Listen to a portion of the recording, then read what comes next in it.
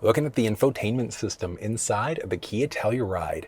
It's the similar style screen you're going to find in a number of other Kia vehicles, and there are technically two different varieties of the screen. One has factory navigation and the other one doesn't. But if yours doesn't have navigation, not a big deal because you can hook up over Android Auto or Apple CarPlay in order to use maps that way if you'd like to. But let's dive in and I'll show you everything you need to know. So first thing is that you've got your basic home screen here. You can move across in order to get to a series of different settings. Along the top left side, you're going to tap that in order to change different user profiles. The big benefit there is that if you've got multiple people driving the vehicle, you'd be able to set up different features and options for each one. And big thing, like let's say presets are set up. If you've got factory navigation, then it would be setting up all of your addresses and things like that. So you'd be able to set up different profiles. There are technically three. So you've got your driver 1, driver 2, and then there's also going to be, let me go back here, your demo or guest user. Guest user has some limitations that driver 1 and driver 2 won't have, but I'll point those out as we go. You've got your options for driver 1 or whatever profile you're logged into. So you can change the name, adjust the profile picture, you can link your Kia Connect account, set up your digital keys and things like that. You can hit here to go back home, tap here in order to toggle the display off, tap again to bring it back to life again, and then just underneath the screen, you've got your rocker off to the left-hand side. If you take that, push and hold, that's going to turn the screen off too, or button push in order to bring it back to life again.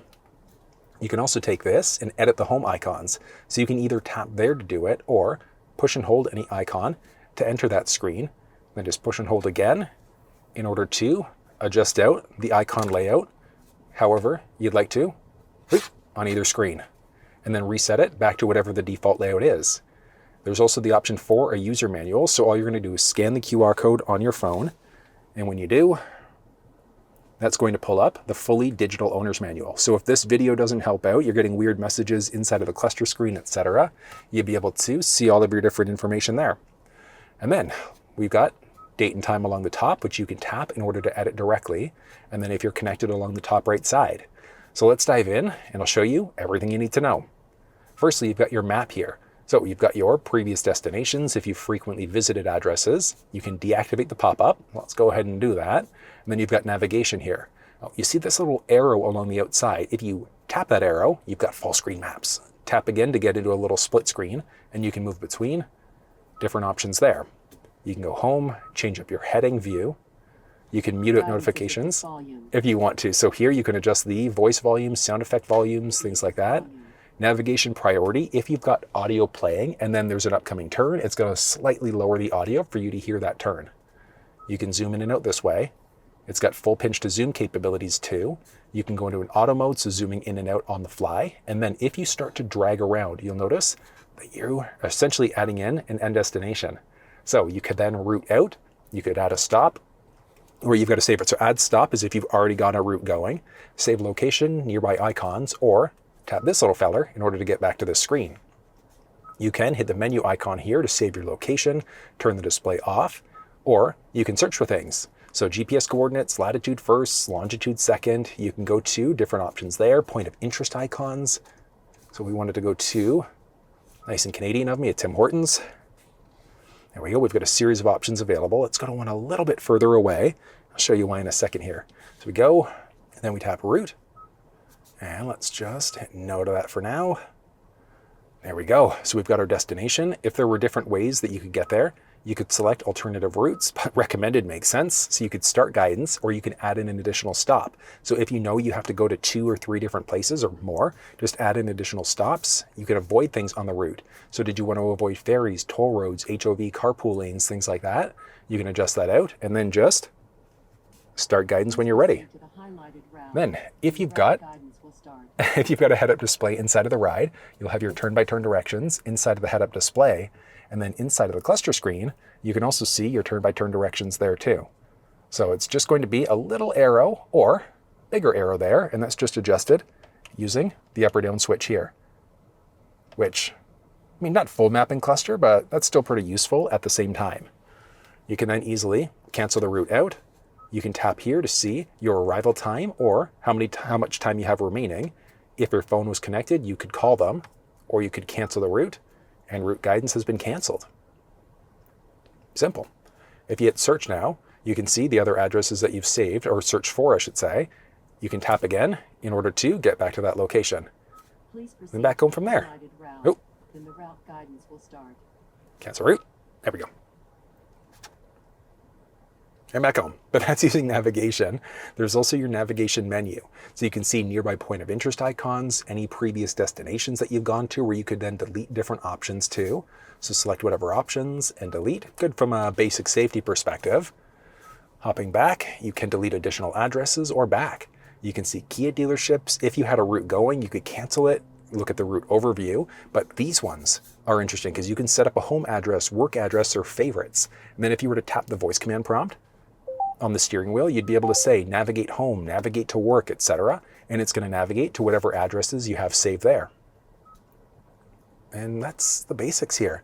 It's pretty easy. You can tap this in order to edit these icons out. So again, the layout, toggle the display off. Navigation simple, which means next up is going to be adding in a phone. Turn Bluetooth on from your device in order to search. On your device, select the name that matches vehicle name on the screen. Starting off here, we've got Telluride there. PIN numbers match up, so let's go ahead and pair. Perfect. Allow contacts and favorites to sync up. This is not my car, so I'm definitely saying no to that one. And you can stop here. So you're connected over Bluetooth, so you'd be able to make phone calls, and then you could also stream audio this way. Now, this is gonna... Contacts down. So that's an unsuccessful because I selected no when I first connected the phone. But you've also got the option for CarPlay inside of the ride. So CarPlay and Android Auto, it is going to be USB based. So you have to make sure you're using a USB Type A because there's a Type A and a Type C port in the ride. It has to be Type A and it has to be a data transfer cable. You're just plugging yourself in down low and up high. Boom. There we go. It's going to take a second here. Do you want to use CarPlay with the Telluride while the phone is locked? Yes, you want to do that. Otherwise, if you're locked, CarPlay wouldn't work. So I'm going to tap OK here. And it's going to take a second for us to load in. Oh, or just tap to log in there, and you've got your basic CarPlay screen. You've got your current time and connection level. And then here, you can see what map was open last, your last open audio application, miscellaneous, and then you've got your icon here in order to go between either home screen or your icon view, but you can also swipe across in order to get to these different views too. Now, the home screen here is kind of customizable. You'll always have whatever map was open last. Then your search box and your audio box will always be there. If you have a calendar notification coming up today that hasn't passed, it would show up. If you don't have any calendar notifications coming up, the search box and audio would be stretched along the top there instead. It's nice. Swiping across, you've got so many options. You've got Apple Maps, Google Maps, and Waze. Unfortunately, across the board, you don't have the option for pinch to zoom capabilities. So you can easily zoom in and out this way. I'm a big fan of using Waze because if there are hazards like police pulling people over, traffic, things like that, people are pretty good at marking that stuff off. And you can mark things off yourself. So if you've noticed that there's a speed trap and things like that, you can give other drivers a heads up. Hoopla's there, Live One's a radio app. You've got podcasts that are available inside of this ride too. And then you can kind of customize the screen here a few different ways. So you can customize the color scheme by going to settings. You can put yourself in a driving focus, but if you go wallpaper, maybe you like a different color scheme. You can adjust it out from there. You can also adjust out the icon layout. But before we get there, if you take the voice command prompt on the steering wheel and press and hold, that is going to activate your Siri assistant. So a short button push is the assistant for the vehicle, but a long button push is going to be the assistant for your phone. And then to adjust these icons, if you'd like to, what you're going to do, on your phone, you're going to go into your settings, general, and then CarPlay. You're going to find your vehicle, so Telluride. You can forget it, customize it, and allow when locked. But let's say if you can't even get to this step because CarPlay is not working, check down in the description of this video. I've put together a walkthrough explaining CarPlay fixes and things that you can try if it's not working for you. But now we can adjust these icons out. So maybe you wanted to have your favorite map application along the top. You wanted your audiobooks or podcasts, you can drag and drop. Anything with a minus next to it, you can remove it from the screen. So it actually does remove it, but it saves it along the bottom, so you could add it back in. But let's say if you've played around with the layout too much, you don't like what you've done, on your phone there's a reset button, so you're just going to tap reset, reset, and that's going to bring you back to the factory default layout. Underneath the screen, if you were to tap setup or any other options, it's going to bring you back here. So if you're back home, you can log back into CarPlay if you'd like to. But if you go into your setup, device connections, you've got options here. So if we look at device connections, you've got your phone. Hopping back, you've got your projection settings. We can't do anything because I'm connected. So if I were to disconnect for a second, phone projection, I can use split screen, Android Auto, or Apple CarPlay. So if we say use split screen now, I'm going to plug back in. Watch this. CarPlay's launched in. We've got a little split screen here. So you could, I personally, not a big fan of having this little split screen because I love the full screen CarPlay, but I mean, you've got that available as an option too. What do you think? What's your preference? I said, yeah, I'm not a big fan.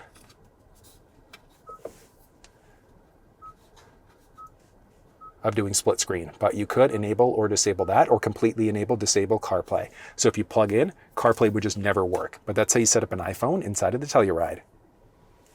Setting up Android devices in the Telluride is a straightforward process. If you weren't on your device connection screen, if you're back home, you could tap phone if no phones were connected. You could also hit setup, device connections to bring you up here, and you're just going to tap add new. Turn Bluetooth on from your device in order to search. On your device, select the name that matches vehicle name on the screen. Telluride there. Pins match up, so let's go ahead and pair.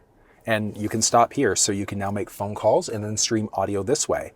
But you also do have the option for Android Auto. Oh, it is USB based. You want to make sure you're using a USB data transfer cable, and it has to be the larger type A. Plug yourself in under the screen and in there. Just a minute here. We should. There we go. Android Auto would like to. You just have to hit next there. Okay. Oh, and oh, look at that. And we are now fully connected to Android Auto. So if you want, well, along the top here, you can see your current time connection battery levels. You've got your maps and a few other things here too. Now, on my phone, it's asking, do I want to allow access to contacts and messages? This is not my car, so I'm going to say no to that one. That's really if you're hooked up over Bluetooth. And from here, you've got so many different options. So you've got your maps with this little split screen. If you were to tap this, that's going to get you into a full screen Google Maps. You can tap again in order to get to a split screen. You've got other options here. If you push and hold the voice command prompt on the steering wheel, that's going to activate the assistant for your phone. From there, you can hit this in order to get to a little icon view.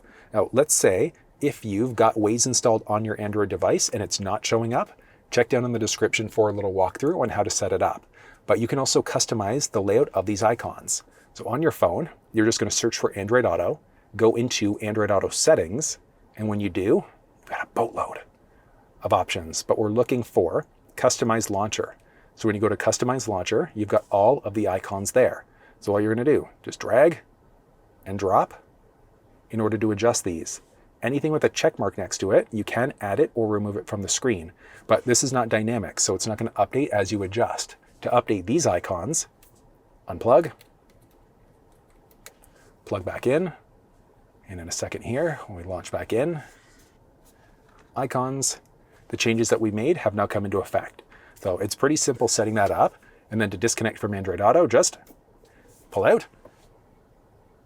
Then your phone's disconnected and it automatically hooks back up over Bluetooth. So if you go into your setup again, device connections, we've got both phones that have been connected. So you can be either hooked up to Android Auto or Apple CarPlay, not both, but you can do a mix and match. So maybe you wanted to have the one phone connected for phone calls, but the other one connected for media. You can do that. And then if you have multiple phones in the vehicle, who's it going to give connection priority to? So you can easily adjust it there. You can easily delete devices by tapping delete, mark, and delete. And yes. And a few seconds in, boom, there we go. And we've deleted all phones from the vehicle. But it's that easy setting up Android devices inside of this ride. And back, you've got your phone projection settings. So that would be if you're hooked up to Android Auto or Apple CarPlay. You can set up voice memos inside of the ride too. So it's not a lot of space that you've got available, but you've got that available with all of your available recordings. There are climate settings that are available here, but underneath the screen, you've got all of your physical buttons too. So heated steering wheel along the side, at least dual zone climate control, and it adjusted everything out on the fly. Turn it off, adjust your fan speed. You can control the rear climate this way too. So if you wanted to lock out those rear controls because people are fighting, you can do that. That's only if you have tri-zone climate control. Then you can adjust out windshield face feet, so it adjusts everything out throughout the screen in your air conditioning modes, things like that. There's valet mode inside of the ride. Passenger talk. So what that's going to do is it's going to pick up the speaker in the front, so the microphone in the front, and then it shoots it into the back. So people in the back can actively hear you as you speak. Quiet mode is going to lower all of the volume, so it only plays it through the front speaker. Useful if you've got little ones sleeping. There's a hot button push to get into your rear climate. HD radio data is available, so if the station's broadcast digitally, you'd be able to then get all of that information. Just gives you cleaner audio too. There are a series of setup options, which I'll touch on last. There's radio and media here too. So you could go to your radio or media this way if you'd like to, but just underneath the screen, you've got hot button pushes for everything. So you could get to your radio or media that way. But when you do, radio, you've got AM, FM, and SiriusXM that are all available inside of this ride. Now, you could change the stations this way if you wanted to. There we go, we've tuned to another station. You could then add it in as a favorited station. And then, one of the benefits of having favorited stations set up, so let's actually add in another one. So add that station in, so we've got multiple stations. You could drag around in order to adjust your station layout. And then, on the steering wheel, you'd also have a few other options. So if we look along the left pad, you've got this one, so up and down. So you could then push in order to jump between all of your available presets. But if you take that same one up and down, if you push and hold, it acts as a seek button. You've got to go pretty quick on the draw, so you can change your stations out this way if you'd like. You've got your volume, so up, down this way. You can push in the middle to mute, and then down low, volume on top of that. You could hit this in order to turn the display off. You can scan FM stations if you'd like to. Stop the scan, so if you wanted to play through. You can tune manually. So you've kind of got this old school dial there too. You can hit the voice command prompt. 102.1 FM. Now listening to FM 102.1. So you can also change stations using your voice. I mean, super easy to use. You could toggle HD radio on off from there. You can go into a little split screen if you'd like to, back to full screen. And then if we go to SiriusXM, that gives you the same basic look. So you can play pause. If live radio is available, that would be there too. You can look at your channel list specifically for SiriusXM, see all the different options that are available there. Back to FM for a second, you could then look to see all the stations that are available there. So as you go through, you could tune manually, delete your presets, reorder your presets, you can adjust out sound settings. And this is where this comes into play. So start at volume limiter. If you've got the audio cranked and you go to turn the vehicle off, turn it back on again, it's not going to be cranked. You can change out the position. Driver focused, rear focused, center focused, or do a fine balance and fade that way, or bring it back to center. You can adjust, oh, that's brutal. Adjust out your treble, mid-range, and bass. What I found historically in the Telluride, something like this tends to work well. But what I'd recommend, play one of your favorite songs, and while that's playing, adjust it until it sounds perfect for you. You can adjust out your guidance options too, so all of your guidance volumes. What do you want all of these levels to be at for your ringtones, for prompts for navigation, beeps, alerts, the beep we get on the screen there. You can toggle that beep off if you'd like to. Let's see, for all of your priorities here, what's going to happen is that if you've got an upcoming turn going, it's going to lower your audio volume so you can hear what's going on there. And then a welcome sound when you start the vehicle up. Radio noise, nothing exciting. Driving assistant settings for sound specifically. So there's the option for haptic warning. Where that comes into play is that if there's something going on from a safety perspective, so you're veering over into a lane without signaling, somebody's in your blind spot, there's some sort of safety issue going on, you'll get a steering wheel vibration. Almost like you're running over rumble pavement or there's something wrong with your alignment. There's not, it's just the vehicle's giving you some sort of a heads up. Let's see, you've got your other priorities too, so same idea, same with navigation. If you've got your radio cranked and something's going on, it's going to slightly lower your radio volume so you can hear what's going on there. And then connected devices, Android Auto, Apple CarPlay, you'd be able to adjust out different volumes for different things. From there, you've also got media. So you've got AM, FM, SiriusXM, USB stick with MP3s, sounds of nature are available here too. So you want something nice and calming? That's available. You can play through, and then tapping radio or media gets you back to all of your available media options there. You've got Kia Connect, notification, and then back to your digital owner's manual. And then a boatload of different vehicle settings you can search. So if you know that there's a setting that you're looking for specifically, you'd be able to search in here in order to be able to find the setting. You could toggle the display off or hop into all of your settings. And there are so many different options available.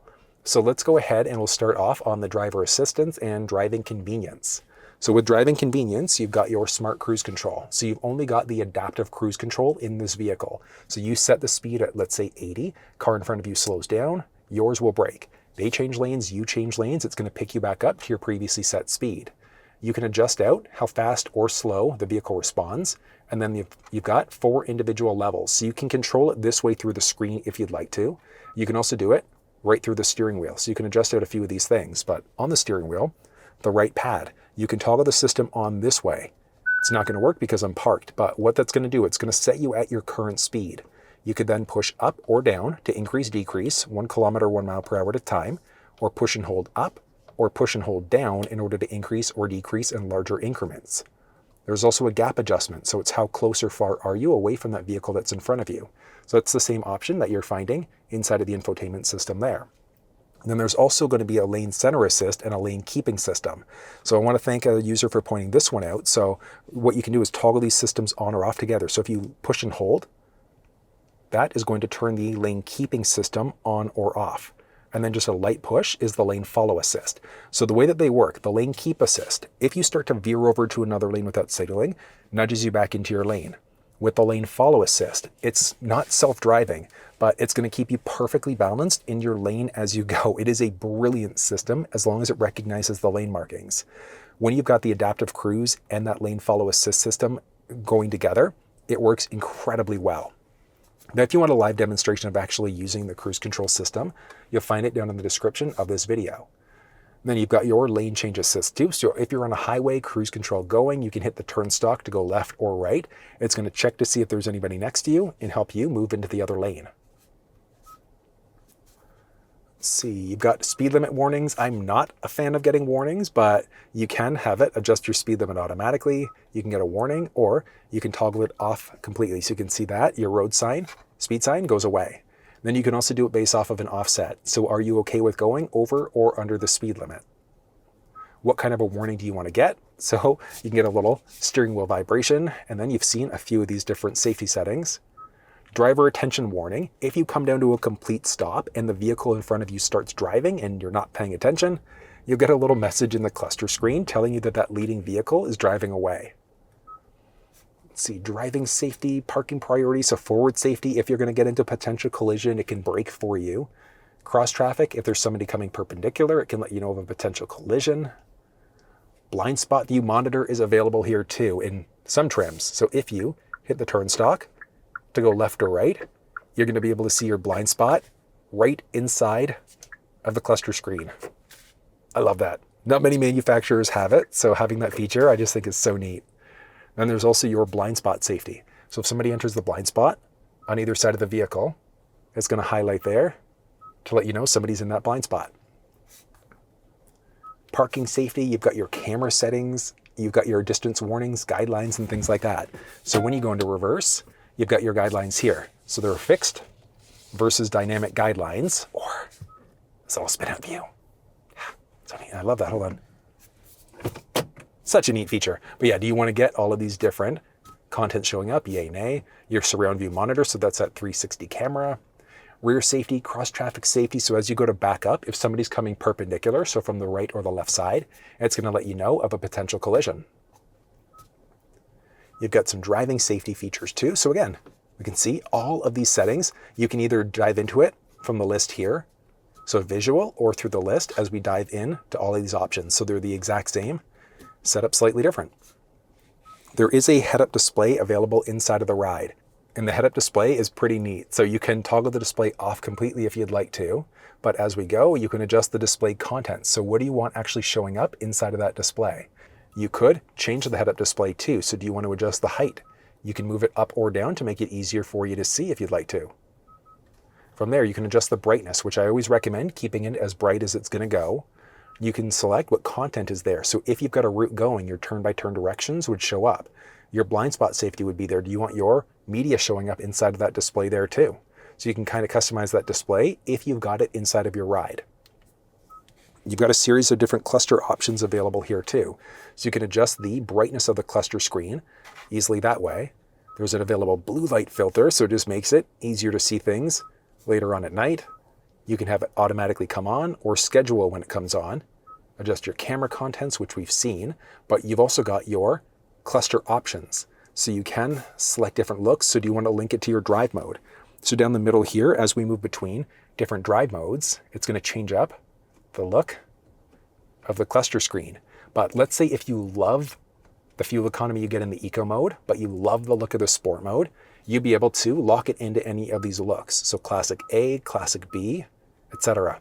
So I'm a big fan of that sport mode, but being able to permanently lock it in to any of these views is great, or link it to whatever drive mode is that you've selected. You can reset your fuel economy in different levels. So when you start your vehicle, when you've fueled up, or manually, you can show contents there. So what do you want showing up? Do you want that blind spot monitor showing up inside of the cluster? Icy road warning for wintertime driving just gives you a heads up, and then a welcome sound when you first start the vehicle up. Climate settings, so auto defog, defrost, ventilation, etc. I recommend just keeping all of those enabled. Warm ventilation features. It can also turn these on automatically just based off of the outside climate. With your seat, you've got your position change alert. So if anybody's modified the position of the driver's seat, you can get a heads up. Do you want those heated ventilated seats coming on? Easy entry exit is available there too. So what that means is you go to turn the vehicle off, it's going to slide the seat backwards in order for you to get in and out a little bit easier. And then you can have the lumbar of the seat also stabilized, so it just becomes more comfortable as you drive. There's ambient light available inside the vehicle, so you can adjust the brightness, the color too. So you've got a series of different color choices available. There's not much ambient light in the ride, but it does look pretty nice. And then you can also customize the color. So if you wanted a different color scheme, you can easily adjust it out through the infotainment here. Then you can also link it to your drive mode. So as you move between different drive modes, it's going to change it up. When you go into the sport mode, it goes red. It looks so good. So good at nighttime. Your turn signal, do you want to have 1, 3, 5, or 7 flashes? Your headlight delay is available. So when you go to lock the vehicle, I guess it's the same thing here. So do you want your lights to come on when you approach the vehicle? Headlight delay, you go to lock, do the lamps stay on? High beam assist, I always recommend keeping that one turned on. Is inside of the cluster screen here. So the stock on the left-hand side, in the auto high beam mode, when you're in the auto headlamp mode, if the vehicle recognizes high beams are needed, you've got the auto mode there. So it's going to turn them on automatically. If somebody's oncoming, it turns them off before turning them right back on again. So that's for nighttime driving. If you wanted to permanently lock your high beams out, go into the upper headlamp mode, push away to turn them on, pull towards you in order to turn them off, but you're going to be in the auto mode the majority of the time. So you push away to get into that auto headlamp mode. You can always have your interior lights on. Let's see, yeah, and all of those ones. And then you've got options for your door. Your liftgate height, you can select different levels there if you'd like. So how high or low does it open up? Or you can select your own unique height and you just push and hold the button on the left-hand side on the liftgate in order to set your own height. There's also going to be Smart Liftgate. So as you walk to the back end, the vehicle can automatically open up the liftgate for you. It can automatically close, and then you've also got some neat window tricks that you can do. So let's hop outside and I'll show you how these settings work. For remote start, you're going to hit lock and then push and hold that circle button within a few seconds. You can see there, remote start's going. In order to cancel remote start, push and hold that button again for a few seconds and remote start's canceled. Getting into the trunk can be done a few different ways. So there's the Smart Liftgate feature where you walk up towards the back end in order for the liftgate to open. Now through the fob, if you push and hold the button in the back there, that's going to be a release in order to pop that liftgate up. Then you can also adjust how high this sits. So you can move it up or down. You're going to push and hold the button here. You've got that chime and now it wouldn't open up past that point. There's also the option for a little walk away close. So as you walk away from the vehicle, if you've used that auto open, it's then going to auto close. But you could also just button push in order to close that way. And there's one other neat key fob trick that you can do, and that's rolling the windows down. So in order to do it, you take the unlock button. You're going to push twice and hold on the second press. So you're going to go 1, 2, and hold. And watch this. Release it to pause it part way. Double push again there. Down she goes and just keep on hanging on. I love it. I wish that it was remote window up too, but at least we've got that window down just in case Granny's had some prune juice. And I think that was it. Door. Digital key is available here too, so you'd be able to use your phone as a key. There's a little key card available here too. And then there are some basic convenience settings. The rear occupant alert, if the second row doors have been opened up and then you turn the vehicle off, you'll get a little message in the cluster telling you to check the back seats. So do you want to disable the wireless charge pad, and then your wiper when in reverse. So if you have your windshield wipers going, put yourself into reverse, that rear wiper is going to turn on automatically. That's your basics there. Into some navigation settings.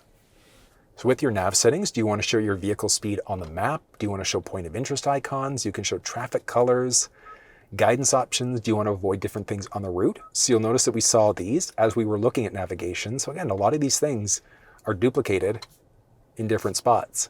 You can get alerts. You can adjust the map. So the map mode, do you want to be in 2D, 3D? Do you want it to automatically zoom in and out as you go? So auto scale. As you get closer to your end destination, you can adjust the font size. So if you need it to be slightly bigger, not by much, but just a little bit. You can change out the daytime map color. So if you want it to be slightly different, you could do that. You've got your little Star Trek-y symbol. What color do you want that to be?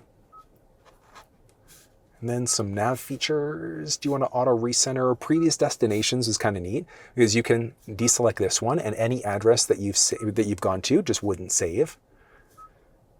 Let's see, and then GPS info. So if you ever get lost, you need to call a tow, things like that. You've got your actual GPS location that you can give somebody. You've got a series of sound settings, which we've already seen. So startup limiters, connected devices. You've got your device connections, adjusting out all of your user profiles. There's voice recognition. So you've got your voice command prompt on the steering wheel, but you can also reduce the number of prompts. So let's say if you were to change the radio station, listen to this. 94.9 FM. Now listening to FM 94.9. So it tells you that it's changing the station, but if we select this, 97.7 FM.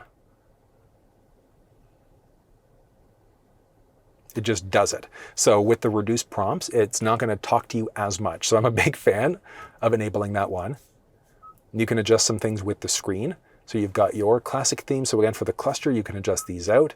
Your screensaver. So when you've got the display off, do you want nothing showing up? Do you want a digital clock or an analog clock with a few different watch faces? So if we then turn the display off, look at that, or go digital in that way instead. And then split screen. So with split screen, which options do you want selected and in which order? So you can easily drag them around or deselect certain ones. So where this comes into play, if we're on our map or any other screens that support split, it's all of the available options there. With your display, you can adjust the brightness automatically. You've got your blue light filter and then the display contents for that rear camera.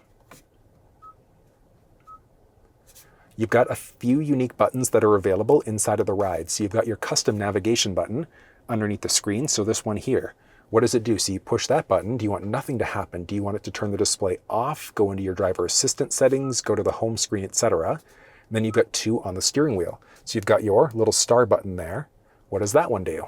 Do you want it to go home? Do you want it to go to privacy mode, reject calls, etc.? Let's go into home.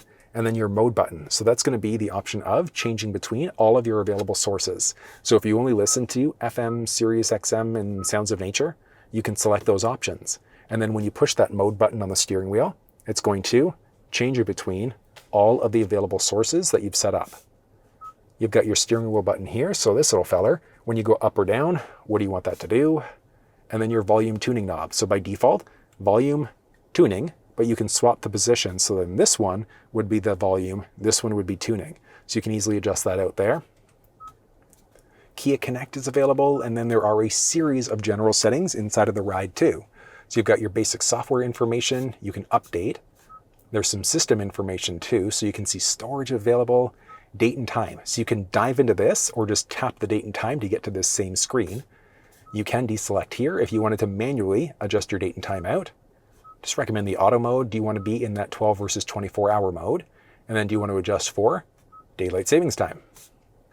You can adjust out your language, so English, French, Spanish, or Korean. You can change out your keyboard type, and then measurement units. So one of the nice things about being a fully digital cluster is that as you go between everything, it adjusts it all on the fly. So your fuel economy, your total odometer, etc. And then you can also adjust out your climate. Do you want to be in Celsius, Fahrenheit? And then you've got your fuel economy unit. I recommend keep yourself in liters per 100. In Canada and the US, you've got miles per gallon. You've got different media options available, so radio off at startup. So if you've got your radio cranked, turn the vehicle off, turn it back on, there won't be any media playing. Do you want to continue playing media for a few minutes after the vehicle's turned off? And then you've got some reset options. So you can delete the full driver profile or reset all, which is a full infotainment system wipe. The only time I'm going to recommend this is if you're running into problems. So let's say Android Auto's not working, Apple CarPlay is not working, things like that. But the downside of doing a full factory reset is it wipes everything. So it's going to get rid of all of your presets, all of your user profiles, etc. So it's essentially like a brand new infotainment system. So if you're ever running into problems with the screen, that's the last thing you want to try. What you actually want to do, grab a paper clip. And then just underneath the screen here, next to the volume rocker, you've got this little hole. You're just going to take that and push. Look at that. And it's entered a soft reboot cycle. So it's also reset part of the cluster screen. And what it's doing is it's trying to get rid of any issues that you might be having. So it's the exact same way as if you were to do a reboot on your phone. So that should get rid of the majority of issues that you're facing. If that doesn't work, then you're going to want to go back into your setup and then general reset, and then reset all. So soft reboot first using that little paper clip. You're going to do a reset all if that doesn't work. And then if those two things don't fix it, you're going to have to take it into your dealership. But you've got different options that are available there for trying to reset. So I know that is a lot of information, but that's everything you need to know about the infotainment system inside of the Kia Telluride.